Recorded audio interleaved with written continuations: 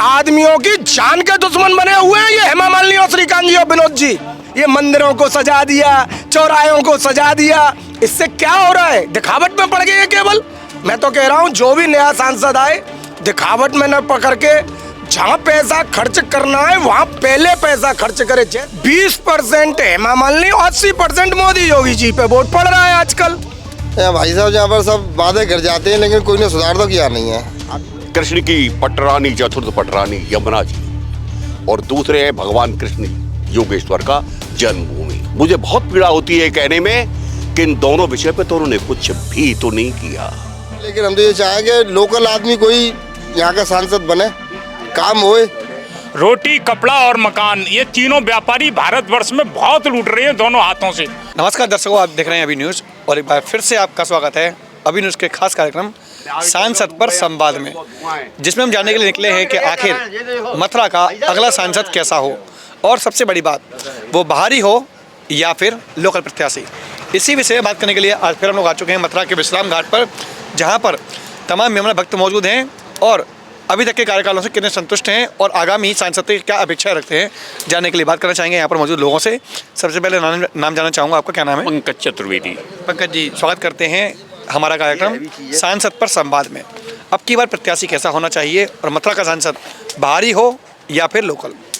सांसद तो लोकल हो या बाहरी हो इससे कोई अंतर नहीं पड़ता है हम लोगों पर, लेकिन सांसद ऐसा होना चाहिए जो मध्यम आय वर्गीय लोगों का हित चिंतन करे।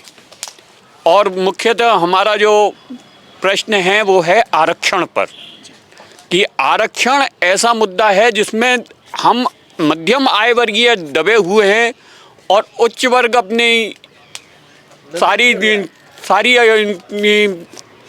पूर्ति कर लेता है और जो निम्न वर्गीय है उसको सरकार इस समय बहुत सहायता कर रही है, ये बात निश्चित है। लेकिन मध्यम आय वर्गीय लगातार निम्न आय वर्ग की ओर जा रहा है। अगर बात की जाए मथुरा में सांसद के विकास कार्यों को लेकर के, तो अभी तक क्या उपलब्धियां आप मानते हैं कि सांसद ने यहाँ पर दी हैं? स्टेशन, कोई इसमें डाउट नहीं है कि स्टेशन अच्छा बना दिया। जवाहर बाग भी कुछ उनकी निधि लगी हुई है, सड़कों का भी अच्छा इंफ्रास्ट्रक्चर है, लेकिन हमारी यमुना माँ की ओर इनका जरा भी ध्यान नहीं है। और ये एक गलत परिपाटी है कि यमुना जी पर ध्यान नहीं देते हैं, वृंदावन पर विशेष ध्यान है, मथुरा पर कोई ध्यान नहीं है।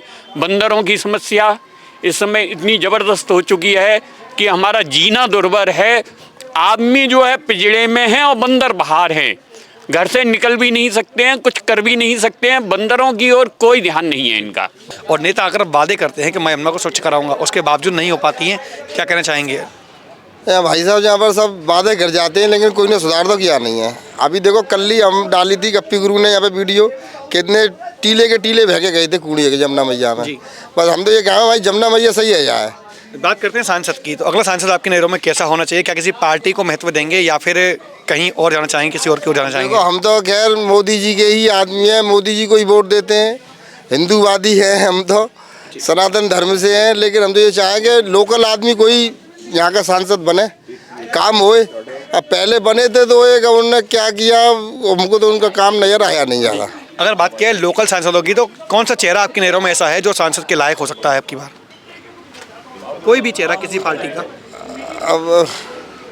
अब बीजेपी कोई डिसाइड करेगी कोई चेहरा। अभी तो अन्य पार्टियों में किसी को मानते हैं सांसद के लायक हो सकता है किसी अन्य पार्टी से?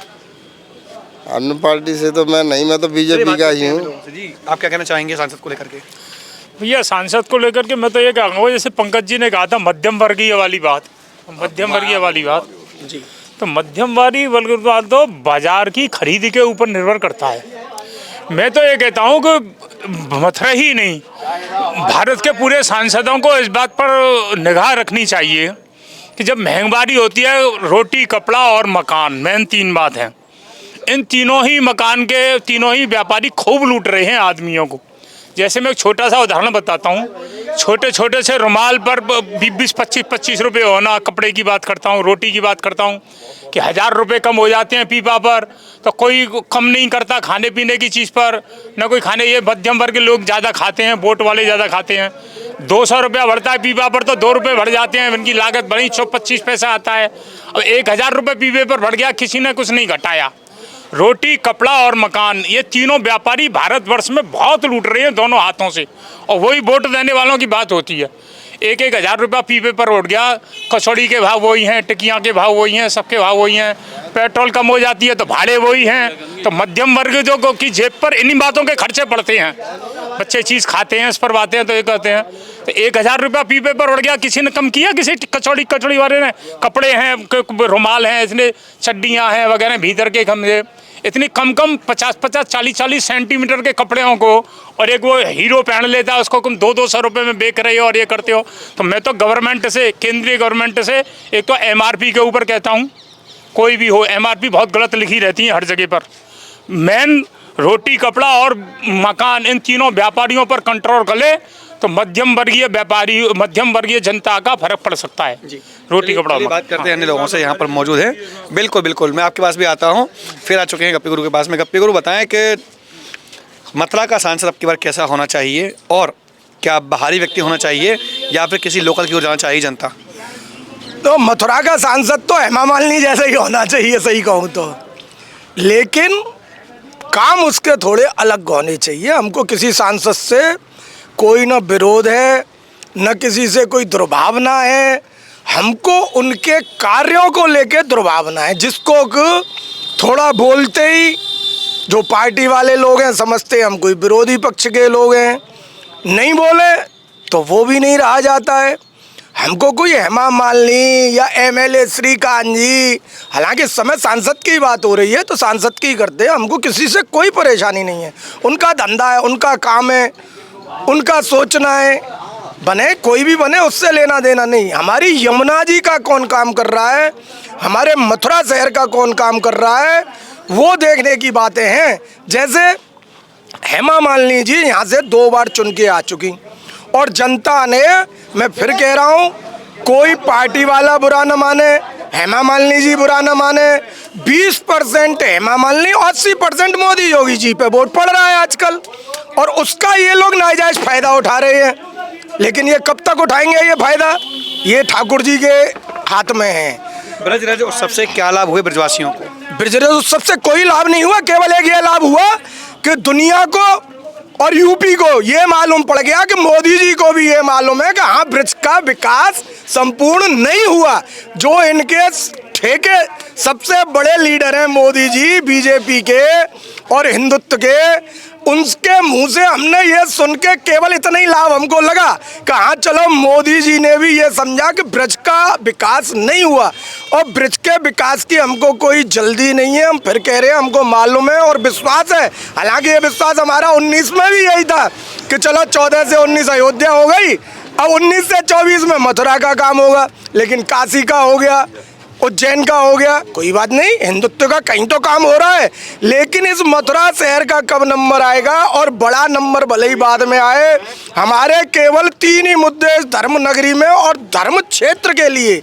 नगरी तो बहुत बड़ी है और खूब काम हो रहे हैं दिखावट के, इस मुद्दे को हम 10 साल से लेके चल रहे हैं। एक पल्ली पार पे 2-5 जाने जा चुकी, रोज इन गरीबों के 25-50 रुपए खर्च होते हैं, टाइम वेस्ट होता है। एक झूला पुल जो कि अखिलेश कुमार के शासन से सैंक्शन पड़ा हुआ है, बीजेपी में सैंक्शन पड़ा हुआ है, इन पे एक झूला पुल 25-50 करोड़ रुपए खर्च करके नहीं बनाया जा रहा, जिससे कि गरीब पब्लिक को, और प्लस जो वृंदावन में इतने आदमी मरे, मथुरा में मरे, इतनी भीड़ होती है, आज एक अगर झूला पुल बन जाए तो कितना आदमी बच जाएगा। पल्ली पार जाके आदमी एंजॉय कर सकता है, पब्लिक जाके पल्ली पार पे नहा धो सकती है। आज अगर जाना है स्नान करने तो जो अनजान आदमी है, मैं किसी नाव वाले की बुराई नहीं कर रहा, वो उन लोगों की रोजी रोटी है, वो 100-200 रुपये पल्ली पार जाने के मांग लेते हैं आजकल। हम लोग तो चलो नहीं देंगे, अनजान है उसको लगता है चलो दे दो, तो ये कौन करेगा। दूसरा, वही यमुना जी का हम बार बार कह रहे हैं, कल मैंने वीडियो डाला, शायद बहुतों ने देखा होगा, कितना बुरा हाल था। इनको क्या लगता है कि एक दिन पानी छोड़ दिया और आज साफ कर दिया तो बहुत अच्छा काम कर लिया? अरे इतना कचरा, इतनी कीचड़ जब यमुना जी में होके पास ओवर होगा तो उसके स्रोतों में जाके कीचड़ जम जाती है, ये कूड़ा नीचे जाके जम जाता है। भावनाओं की बातें छोड़िए, आप सैकड़ों सैकड़ों आदमियों की जान के दुश्मन बने हुए हैं ये हेमा मालिनी और श्रीकांत जी और विनोद जी। बात सांसद की नहीं है, मैं फिर कह रहा हूं कोई भी लड़े, लेकिन कुछ तो सोचो, सामाजिक कुछ तो सोचो। ये मंदिरों को सजा दिया, चौराहों को सजा दिया, इससे क्या हो रहा है? दिखावट में पड़ गए ये केवल। मैं तो कह रहा हूं जो भी नया सांसद आए दिखावट में न पकड़ के जहां पैसा खर्च करना है वहां पहले पैसा खर्च करे। जैसे सबसे ज्वलंत मुद्दा है, हम वर्षों से उठा रहे हैं इन बंदरों का, और कितना झूठ बोलेंगे ये बंदरों को लेके। कभी बोलते हैं सफारी की जगह खरीद ली, कभी बोलते हैं सफारी का काम शुरू हो गया, कभी बोलते हैं टेंडर उठ गया। सब बंदर जब तक नहीं पकड़ जाएंगे, जब तक नहीं हटेगा, और 200 से 500 1000 बंदर पकड़ के केवल वो नाटक दिखा के और सब बंद हो जाता है। आए दिन बंदर जान ले रहे हैं, खा रहे हैं, लाखों का नुकसान कर रहे हैं। कौन है सांसद? एक पब्लिक की जिम्मेवार ऑफिसर तो नहीं कहूंगा, ऑफिसर तो अधिकारी होते हैं, पर एक नेता है जिसको कि जनता की सुध लेनी चाहिए कि जनता को सबसे पहला कष्ट क्या है। आज वो काम नहीं कर पा रही। मैंने बहुत पहले भी बोला था, आज इनको सफारी की जगह नहीं दिख रही, लेकिन हेमा मालिनी डांस एकेडमी की कैसे जगह मिल गई इनको हाईवे पर? तो ये सब चीजें हैं। जो भी सांसद बने ईमानदार बने, मथुरा और ब्रज क्षेत्र के लिए जो उनके लीडर मोदी जी कह गए कि ब्रिज का विकास नहीं हुआ, उनको सोचना होगा और ये ना सोचे चुनाव के बाद सब काम होगा। अब की बार चुनाव के विशेष मुद्दे क्या होंगे? चुनाव के मुद्दे तो ये झूठे लोग हैं यार, क्या मुद्दे होंगे? फिर वही मुद्दे होंगे, फिर पागल बनाएंगे और मोदी योगी के नाम पे ले जाएंगे वोट, और वो हम देंगे भाई। बात करते हैं और लोगों से। बताएं, आप बताएं अब की बार मथुरा का सांसद कैसा होना चाहिए? क्या आपकी नज़रों में कोई ऐसा व्यक्ति है जो मथुरा का सांसद बनने के लायक हो?